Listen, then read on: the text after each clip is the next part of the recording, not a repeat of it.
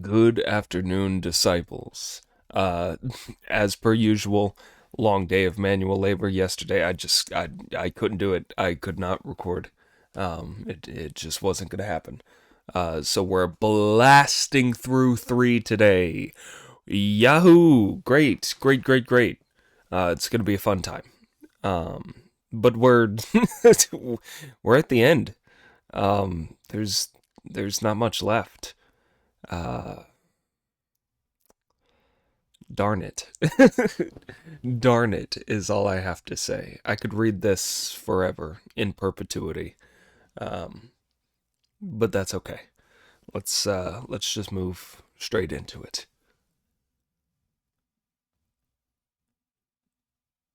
Chapter 95. False and true form combine when the Jade Hare is captured. The true female is converted and meets with spiritual origin. The story tells how the Tang priest was feeling thoroughly miserable as he accompanied the king into the inner quarters, from where a great sound of drums and music arose and fine perfumes could be smelt. He kept his head bowed, not daring to look up. Monkey, secretly very pleased, had fixed himself to the Vairocana miter, from where he used his magic light to look around with his fiery eyes and golden pupils. There were two ranks of court ladies, making it seem like a palace of flowers or immortals, and finer than a spring breeze blowing past a brocade screen. Indeed, they were graceful and charming, jade-like with ice-smooth skin. Bewitching pairs more lovely than the girl of Chu. Beauties two by two, rivaling the lady Zishi. Their hair was coiled high like flying phoenixes. Their eyebrows were just visible, low lines of distant hills. Elegantly played the pipe and shawm. Fast sounded flute and drum. All the notes of the scale rang out, rising, then falling again together. Delightful were they as they danced and sang. A carpet of flowers, every one of them lovely. Seeing that his master was not in the least moved by this, Monkey silently smacked his lips in admiration and said, "What a fine monk! What a fine monk! Dwelling amid splendor, his heart forms no attachment. Walking through magnificence, his mind is not confused." A little later, the princess came out of the Jay Palace, surrounded by the queens and consorts, to greet the king with cheers of "Long live the king! Long live the king!" This so alarmed the venerable elder that he trembled, not knowing what to do. By now, Monkey had already noticed a touch of the demonic, though nothing very vicious, that could just be made out in the aura above the princess's head. Monkey crawled quickly to Sanzang's ear and said, "The princess is a fake, master." "If she is a fake," the venerable elder replied, "then how are we to make her turn back into her real form?" "I'll give myself a magic body and catch her right here," said Monkey. "That would terrify his majesty," said Sanzang. "Wait till he and his queens have withdrawn before using your magic." Now, Monkey had been impatient by nature all his life, so he could not restrain himself. With a great and angry roar, He resumed his true form, rushed up, and grabbed the princess. "You're a fine, evil beast," He said abusively. "You've had no end of luxury here, you impostor, but it wasn't enough for you. You're so sex-crazed, you had to try to trick my master and destroy his primal masculinity." This struck the king speechless with fright, and made the queens and consorts fall about. The palace beauties all ran off to hide, fleeing for their lives. It was just like a roaring wind in spring, the howling autumn gale. When the roaring wind in spring blows through the wood, 1,000 blossoms are shaken. When the howling autumn gale hits the park, 10,000 leaves all swirl and fly. The tree peony beneath the balustrade is snapped. Herbaceous peonies beside the balcony fall over. Hibiscus on the pond's banks are shaken all about, while chrysanthemums are flung in heaps at the foot of the terrace. The delicate begonia collapses in the dust. The fragrant rose is now sleeping in the wilds. The spring wind smashes caltrop, lotus, and pear. Winter snows weigh down the plum tree's tender blossoms. The petals of the pomegranate are scattered all around the inner courtyard.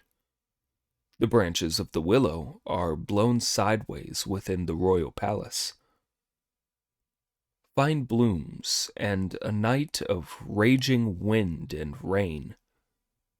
Countless red petals carpet the ground with brocade. Sunzang hastily put his trembling arms round the king and said, "Don't be afraid, your majesty. It is only my wicked disciple using his magical powers to find out whether she is an impostor or not." Seeing that things were going badly for her, the evil spirit broke free, tore off her clothes, flung down her jewelry and hair ornaments, and ran to the shrine of the local deity in the palace garden. From here she brought out a short club shaped like the head of a trip hammer, with which she started hitting wildly at Monkey as she turned quickly towards him. Monkey, who had caught up with her at once, struck back at her face with his iron cudgel. Shouting and roaring at each other, the two of them started fighting in the palace gardens. Then each began a great display of magic powers, riding clouds as they battled in midair. In this fight, great was the fame of the gold-banded cudgel. No one had heard of the Hammerhead Club. One of them was there to fetch the true scriptures. The other was lingering for love of rare flowers. Long had the demon known of the holy Tang priest, and she longed to mate with his primal seed juices. In a past year she had carried off the real princess, and taken the form of the king's true daughter. When she met the great sage who saw her evil aura, he could tell true form from false as he came to save a life. The murderous club was flung at the head. The mighty iron cudgel struck back at the face. Ranting and roaring, they were locked in struggle, filling the skies and blotting out the sun. As the two of them battled in midair, they terrified the common people of the city and struck fear into all the officials at court.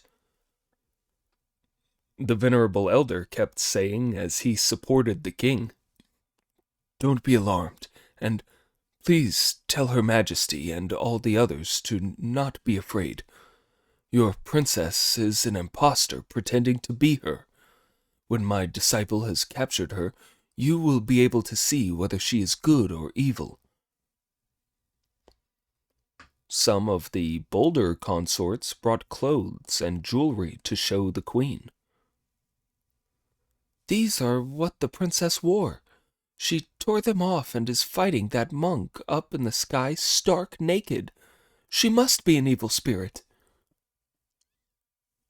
Only then did the king, queens, and consorts come to their senses and look up into the sky. When the evil spirit and the great sage had been fighting for half a day without either emerging as victor, Monkey threw his cudgel up and called, "Change!" 1 turned into 10, 10 into 100, 100 into 1,000. Half the sky was filled with writhing serpents and pythons striking wildly at the evil spirit. With a flurry of her hands and feet, she turned into a pure wind and fled into the azure sky. Monkey said a spell, took all the iron cudgels back into a single cudgel, and went straight after her magic light. As he approached the western gate of heaven and saw the dazzling flags and banners, Monkey shouted at the top of his voice, "Heavenly gatekeepers, stop that evil spirit and don't let her get away." The gate was being held by the heavenly king Lokapala, with the 4 great marshals, Pang, Liu, Gao, and Bi, who did indeed use their weapons to block the way. As she could not get further, she turned straight back and started fighting Monkey with her short club. As he wielded his iron cudgel, the great sage looked carefully at her and saw that one end of her club was thick and one end thin, just like the lead of a trip hammer used for hulling with a mortar. So he gave a furious roar and shouted, "Beast! What's that implement you're holding? How dare you fight me with it? Surrender at once or I'll smash your skull with a single blow from my cudgel." Grinding her teeth, the evil spirit replied, "You don't know about this weapon of mine, so listen while I tell you. Its immortal root was a piece of mutton-fat jade, which took countless years to be worked into shape. It was already mine when chaos was separated. When the primal disorder was sorted out, I came first. Its origins cannot be compared with mere mortal things. Its nature has always belonged to the highest heaven. Embodying the golden light in the 4 images, with the auspicious vapors of the 5 elements and the 3 primaries. Long did it live with me in the Moon Palace, staying beside me in the Cassia Hall. For love of flowers, I descended to the mortal world, coming to India as a beautiful impostor. The only reason why I shared the king's pleasures was because I wanted my destined marriage with the Tang priest. How could you be so cruel as to ruin this fine mating, pursuing me and giving rein to your vicious nature? Great is the fame of this implement of mine, which is older than your cudgel with gold bands. It was a drug-pounding pestle in the Moon Palace. One blow from this, and a life is ended." When Monkey heard this, he replied with a mocking laugh, "Evil beast! If you used to live in the Toad Palace, you must have heard of my powers. How dare you argue with me? Turn back into your real self and surrender at once if I'm to spare your life." I know you, the monster replied. You're the protector of the horses who made great havoc in the palaces of heaven 500 years ago. By rights, I ought to give way to you, but because you've wrecked my marriage, I hate you as much as if you'd killed my mother and father. It's more than I can stand for. I'm going to kill you, you protector of the horses, for breaking the laws of heaven. The words protector of the horses always infuriated the great sage, so the moment he heard them, he flew into a great rage, lifted his iron cudgel, and struck at her face. The evil spirit swung her pestle in reply. A furious battle then ensued in front of the western gate of heaven. In this combat, there were a gold-banded cudgel, a drug-pounding pestle, two immortals' weapons, a worthy match. One had come down to earth for the sake of a marriage. The other was there to protect the Tang priest. It was because the king was not a righteous one and loved flowers that he attracted the evil spirit, causing today's bitter strife, as two of them gave play to their stubbornness of heart. Charging and rushing each other, they strove for triumph. In cutting words, they fought on with their tongues. Rare was the martial prowess of the medicine pestle, but finer still was the iron cudgel's might. A powerful golden light flashed at the heavenly gates. Brilliantly colored mists went right down to the earth. After a dozen rounds of fighting to and fro, the evil spirit became too weak to resist. When the evil spirit had fought another dozen or so rounds with Brother Monkey, she could see how thick and fast his blows were coming, and realized that she could not win. Fainting with her pestle, she shook herself and fled due south in 10,000 beams of golden light, with the great sage in pursuit. Suddenly they reached a great mountain, where the evil spirit landed her golden light and disappeared into a cave.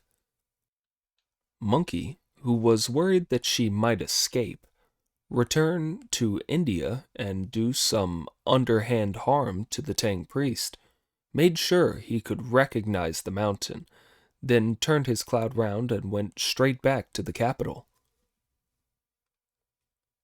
It was now about 4 in the afternoon.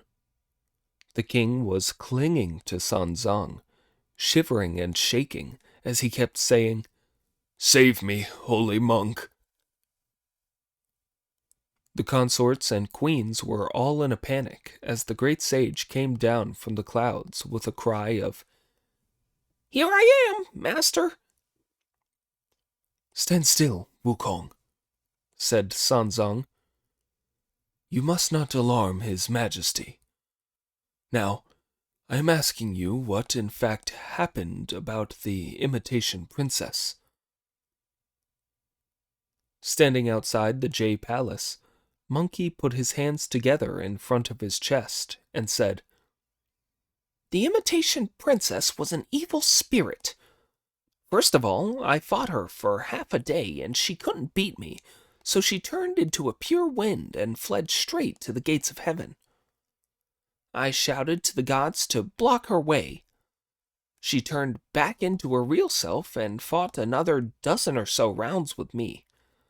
Then she turned herself into golden light and fled due south to a mountain, beaten. I chased her as fast as I could till I got to the mountain, but I couldn't find her anywhere. Then I came back because I was worried she might come here to harm you." When the king heard this, he grabbed hold of the Tang priest and asked, If the false princess was an evil spirit, where's my real princess? When I've caught the false princess, your real princess will turn up by herself, Monkey replied straight away. When the queens and consorts heard this, their fears vanished, and each of them came forward to bow and say, "We beg you to rescue our real princess, holy monk, and sort out the light from the dark. You will be richly rewarded." "This is no place for us to talk," said Monkey. "I beg your majesty to go from the inner quarters to the throne hall with my master. Her Majesty and the rest of them should all go back to the inner palace, and my fellow disciples, Pig and Friar Sand, should be sent for to protect my master, so that I can go and subdue the demon. That will keep a proper distinction between the inner and outer quarters of the palace, and spare me from worrying. I am going to sort this out to show my sincerity." The king accepted the suggestion and was boundlessly grateful. He led the Tang priest out of the inner quarters and straight to the throne hall. All the queens and consorts returned to the inner palace. A vegetarian meal was ordered while Pig and Friar Sand were sent for. The two of them soon arrived. Monkey explained to them both about what had happened and told them to guard the master carefully. The great sage set off by his cloud somersault and flew up into midair. All the officials in front of the throne hall looked up into the sky and bowed low. The great sage Monkey went straight to the mountain that lay due south.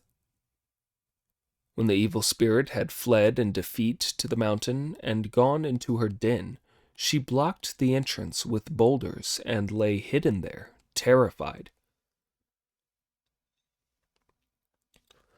Having looked around for a while and seen no sign of life, Monkey felt very impatient, so he made a spell with his hands and said the magic words, calling out the local deity and mountain god to be questioned. A moment later, the two gods arrived, kowtowed, and said, we didn't realize. If we had known, we'd have gone a long way to meet you. We beg you to forgive us." "I won't hit you just now," Monkey said. "Tell me what this mountain's called. How many evil spirits are there here? Tell me the truth, and I'll forgive you your crimes." "Great sage," the two gods replied, "this mountain is called Mount Hairtrip.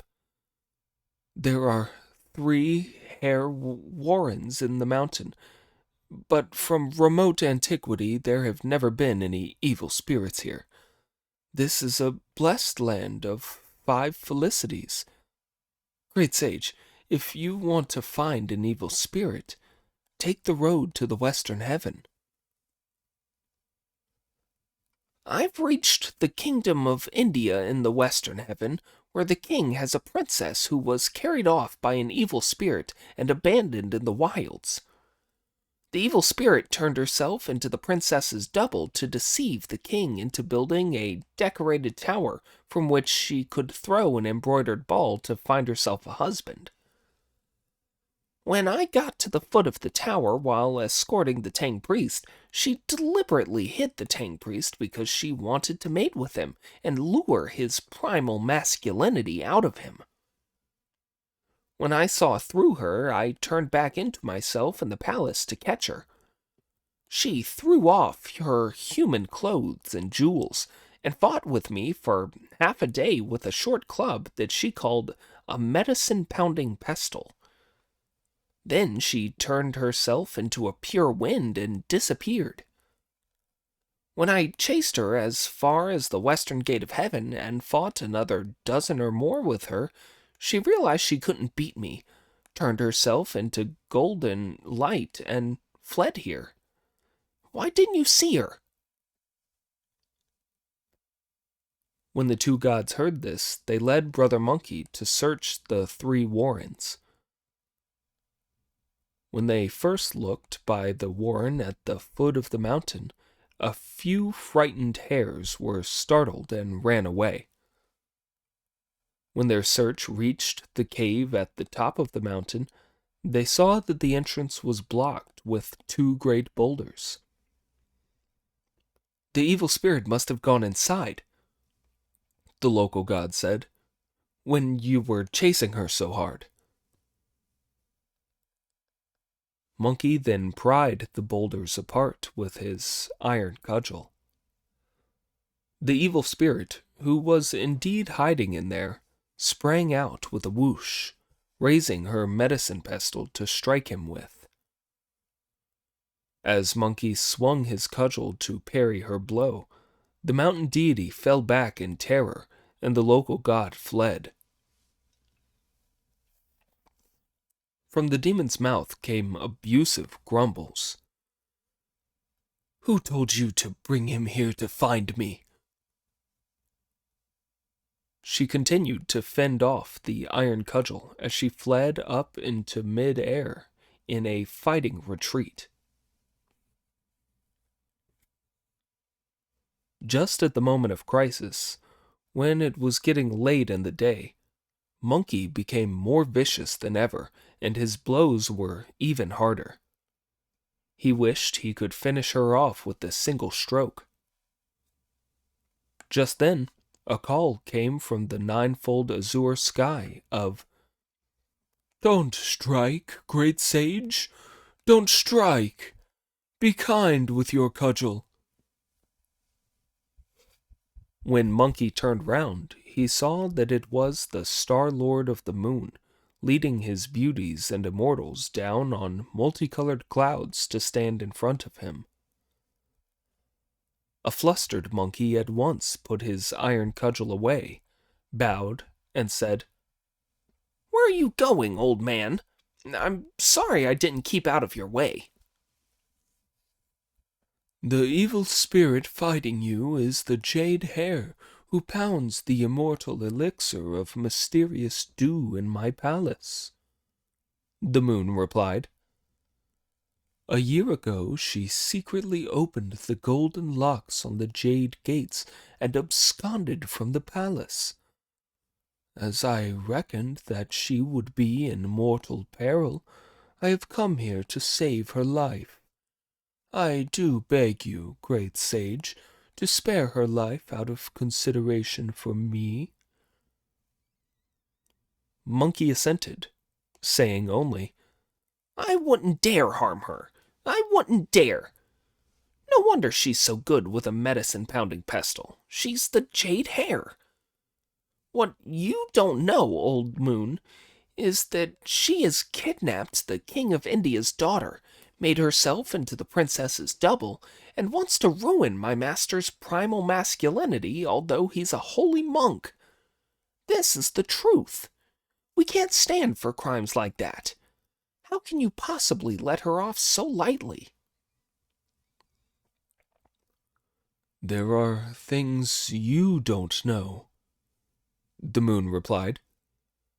"That king's daughter is no ordinary mortal. She was the white beauty from the Moon Palace. 18 years ago she slapped the Jade Hare, after which she longed for the human world and came down to it in a beam of magic light to the womb of the king's senior queen. She was born then. The Jade Hare was getting her own back for that slap when she ran away from the palace last year and threw White Beauty into the wilds. But she was wrong to want to marry the Tang priest. That's an offense she mustn't get away with.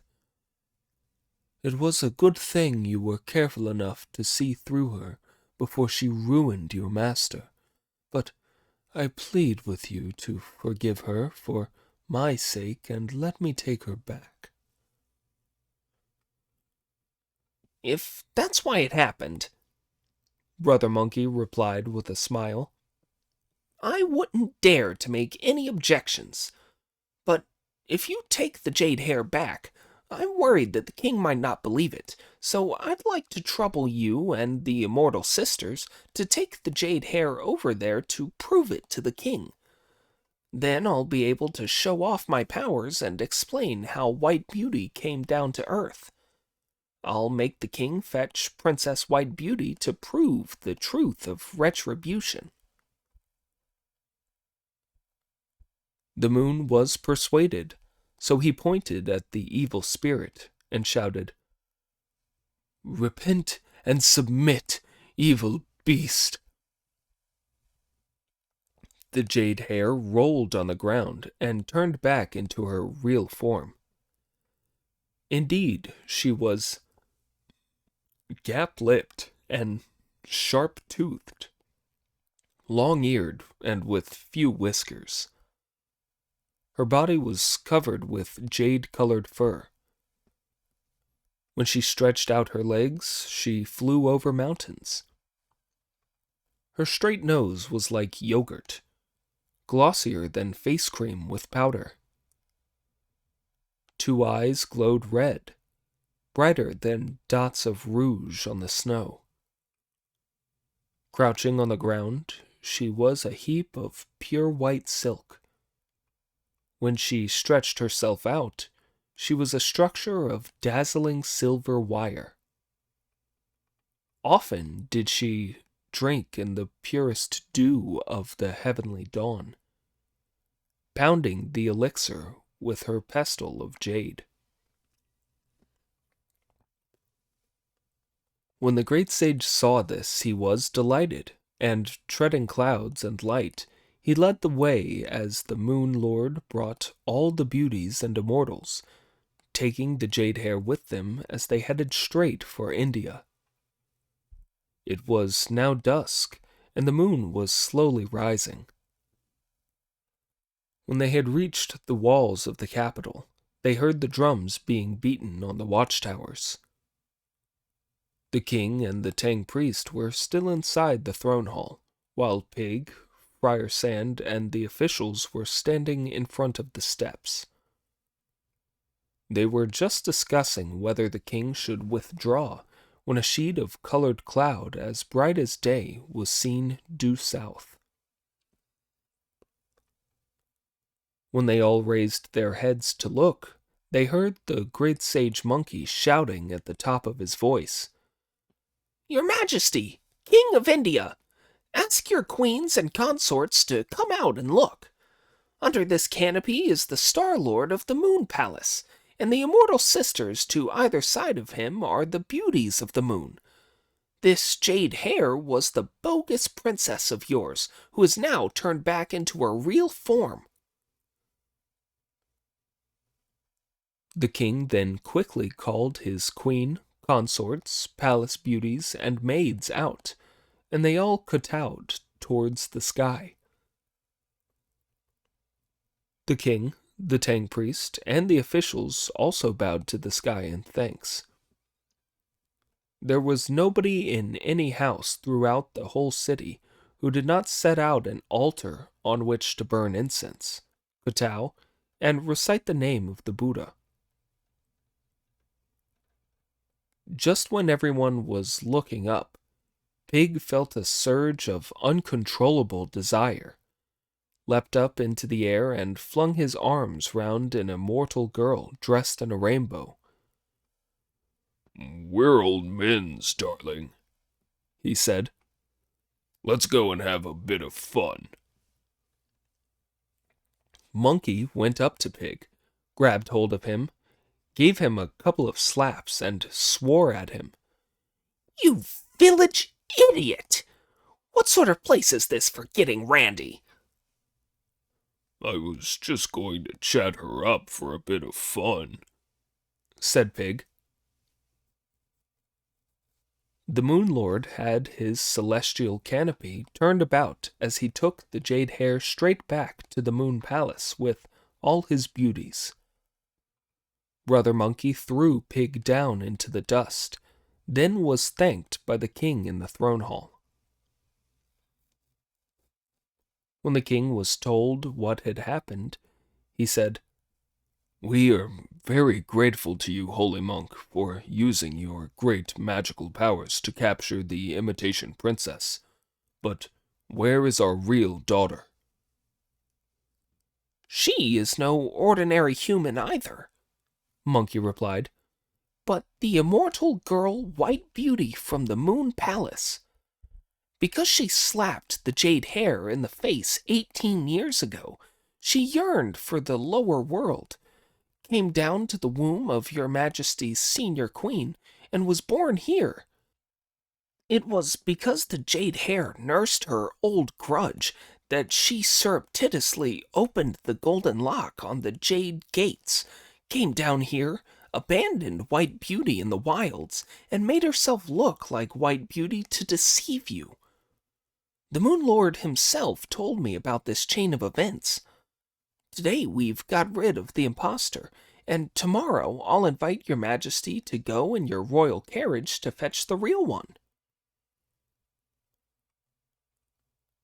This came as rather a shock to the king, who said with the tears streaming down his cheeks, "Daughter, in all the time since we came to the throne as a child, we have never even gone outside the city gates. Where are we going to look for you?" "No need to upset yourself," said Monkey with a smile. "Your daughter is now in the Almsgivers' Spread Gold Monastery, pretending to be mad. Everyone can go home now. Tomorrow morning I'll bring your real princess back to you." "Stop worrying, please, your Majesty," the officials all said, kowtowing. "These holy monks are all Buddhas who can ride clouds and mists. They are sure to know all about causes and effects in the future and the past. If we trouble the holy monks to come with us tomorrow to look for her, we will learn the truth." Accepting their suggestion, the king invited the monks to the lingering spring pavilion, where a vegetarian meal was provided, and they were to spend the night. By now it was almost the second watch. Indeed, the copper water clock drips in the moon's bright glow. The chimes of the golden bell are carried by the wind. When the cuckoo sings, the spring is halfway gone. The blossoms fall aimlessly as the third watch draws near. The swing casts a shadow in deserted royal gardens. The silver river spans the sky's blue vault. No travelers are to be seen in markets and streets. The constellations make the night sky shine. That night they all went to bed, and of that no more need be said. During the night, the king lost his demonic aura, and his spirit grew with great speed, so that at 3 marks after the 5th watch, he came out of the inner quarters to give audience once more. When the audience was over, he ordered that the Tang priest and his 3 disciples be fetched to discuss the search for the princess. Sanzang then came and did obeisance to the king, while the great sage and the other 2 also paid their respects. The king bowed to them and said, "Yesterday you spoke of our daughter, the princess. May we trouble you, divine monks, to find and rescue her?" "The day before yesterday we had been walking from the east till evening," the venerable elder replied, "when we saw the Almsgivers' Spread Gold Monastery. We went inside to ask for accommodation, and had the good fortune to be entertained by the monks there. After supper, I took a moonlit stroll in the former spread gold garden, and as I was looking at the remains, I heard wailing. When I asked what it was all about, an ancient monk, over 100 years old, sent everyone else away before telling me. Now, about that wailing, in the spring late of last year, I was enjoying the moon when suddenly I heard a gust of wind and the sound of someone grieving. I got out of bed, went into the Jetavana, and saw a girl there. When I questioned her, the girl said, "I am a princess, the daughter of the King of India. The wind blew me here when I was looking at flowers by moonlight." The ancient monk knows a lot about correct behavior, so he locked the princess up in a quiet, out-of-the-way cell. As he was worried that the monks of the monastery might sully her, he put it about that he had locked up an evil spirit. The princess, who understood what he was doing, ranted and raved during the day and demanded food and tea.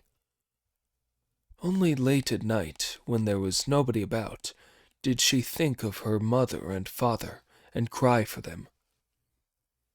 The ancient monk did come to the capital to make inquiries several times, but when he found that the princess was well and in the palace, he didn't dare say anything or submit a memorial. When the ancient monk saw that my disciple had some magic powers, he repeatedly insisted that we were to come here to investigate. I never expected that she would turn out to be the Jade Hare from the Moon Palace, who had put on an imitation of the real body and made herself look like the princess. She was also set on ruining my primal masculinity. Fortunately, my disciple showed his mighty magic and detected the fraud. The Jade Hare has now been recaptured by the Moon Lord. Your worthy princess is now pretending to be crazy in the Spread Gold Monastery. After hearing the story in all this detail, the king started to weep aloud. This soon alarmed the queens and consorts of the 3 palaces and 6 compounds, who all came out to ask why. Everybody began to weep bitterly, and it was long time before the king asked, "How far is the Spread Gold Monastery from the city?" "Only 20 miles," Sanzong replied. The king then issued these commands. "Let the queens of the eastern and western palaces look after the court while the high minister takes charge of the nation's business. We are going to the monastery with our senior queen, our officials, and the 4 holy monks to fetch the princess." Carriages were at once prepared, and a line of them left the palace. Watch as Brother Monkey sprang up into the air and, with a bend of his back, was the first to reach the monastery. The monks all hastily knelt to greet him. "When you left, sir," they said, "you walked with the others, so why did you come down from the sky today?" To this, Monkey replied with a smile, Where is your ancient teacher? Ask him to come out straight away and set out incense tables to welcome his majesty. The king and queen of India, the officials, and my master are all coming." The monks could not understand what he meant, so they asked the ancient monk to come out. When the ancient monk saw Monkey, he prostrated himself before him with the words, "What has happened about the princess, sir?" Monkey told him all about how the imitation princess had thrown the embroidered ball, wanted to mate with the Tang priest, been chased, fought, and been recaptured by the Moon Lord as the Jade Hare. The ancient monk kowtowed to him again in thanks. "Please stop kowtowing," said Monkey, helping him up. "Please stop. Hurry up and get ready to receive His Majesty." Only then did the monks realize that it was a girl locked up in the garden at the back. Surprised and delighted, they all set out a row of incense tables outside the monastery gates, put on their cassocks, and started striking the bell and the drum. Soon after this, the king's carriage arrived. Indeed, the sky is filled with clouds of holy incense. Sudden blessing comes to the monastery. The rainbow flows for 1,000 years. Rivers and seas are pure. The eternal spring round which lightning flickers is finer than those of Yu and Tang. Thanks to the royal grace, the plant's colors are finer than ever. The wild flowers have extra fragrance because of this generosity. Men of distinction have always left their mark behind them. Today, all rejoice at an enlightened king's arrival. When the king arrived outside the monastery gates, the monks were all lined up on their knees in orderly ranks, bowing low in greeting. Monkey stood in the middle. "How did you arrive first, holy monk?" the king asked. "It just took a little bend of my waist for me to get here." "Why were you such a long time coming?" After this, the Tang priest and the others all arrived. He led the royal carriage to the building at the back, where the princess was still raving and pretending to be crazy. The ancient monk knelt down, pointed towards her, and said, "This is Her Royal Highness the Princess who was blown here by a wind the other year." The king ordered the cell opened. When the iron locks were undone and the door opened, the king and queen saw and recognized the princess. Not caring about the filth, they went up to her and threw their arms round her. "Our poor child," they said. "How did you come to suffer these torments and have so terrible a time here?" How true it is that the meeting of parents and child is not like that of other people. The three of them sobbed aloud, their arms round each other's heads. When they had cried for a while and told each other what had happened since they were parted, scented hot water was sent for. The princess bathed and changed her clothes before they all climbed into carriages to go back to the capital.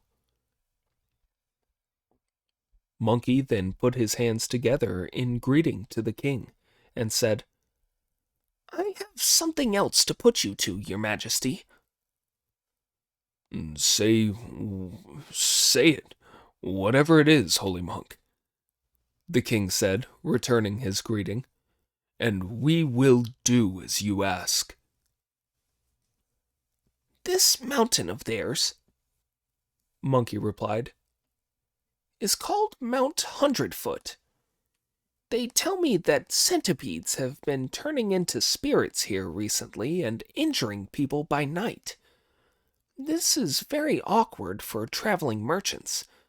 As I see it, only chickens can deal with the centipedes, so 1,000 extra-large cockerels should be chosen and then scattered across the mountainside to get rid of these venomous insects.